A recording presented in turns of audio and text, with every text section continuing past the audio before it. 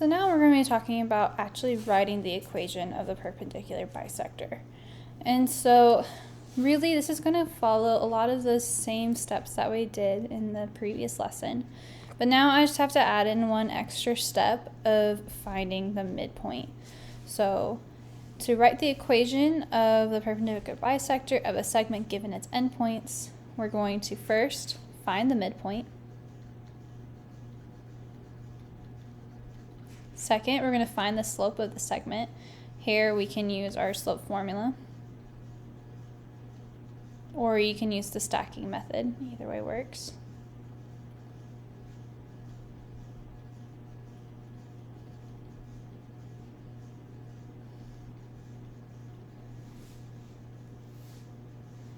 Next, we're going to get the perpendicular slope. So after we find the slope between the 2 points, since we're wanting to write the perpendicular equation, we need to find the perpendicular slope. And then lastly, we're going to write the equation of the line using the found midpoint and perpendicular slope. And we're going to write our equation in slope-intercept form. So let's go through an example of finding the perpendicular bisector. So for number 1, we have 3, -5, and 1, 1. I want to write the equation of the perpendicular bisector of the segment with the given endpoints.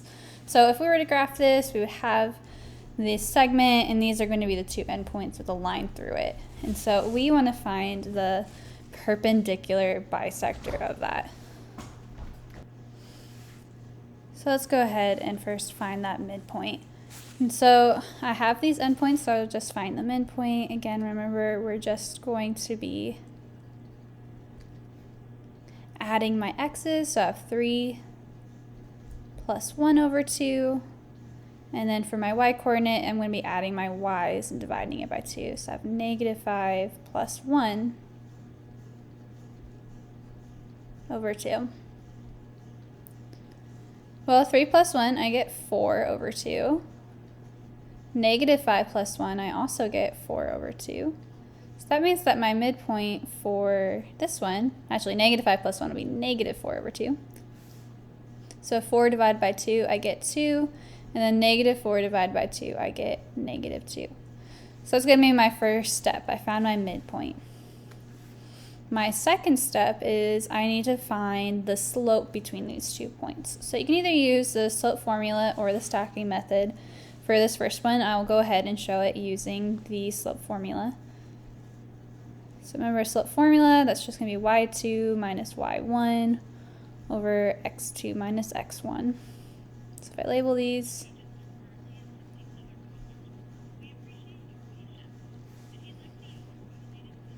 this will be y2 is 1 minus -5, so really plus 5, over x2, 1 minus x1, 3. 1 plus 5, I get 6. 1 minus 3, I get -2.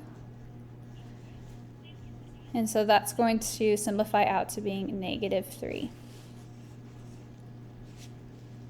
Okay, now my third step is I need to figure out the perpendicular slope. So I know that m is equal to -3. That's the same thing as -3 over 1. So that means that my perpendicular slope is going to be the opposite sign. So since this one's negative, my perpendicular slope is going to be positive. And then it's going to be the reciprocal of that. So this is going to end up being a positive 1/3. And then I know I want my perpendicular line to have this slope and go through the point 2, -2. And so now we're going to do exactly what we did in our last lesson. I have a slope, I have a point. I'm going to use my point and slope form to figure out my equation.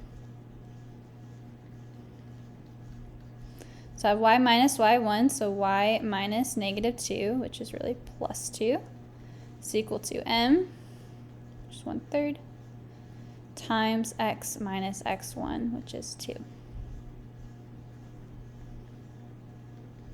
So I have 1/3 x minus 2/3.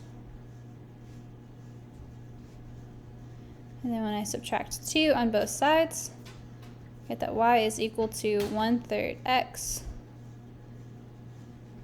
minus 2 over 2 is really the same thing as negative 6 over 3. So negative 2 minus 6, I get negative 8/3.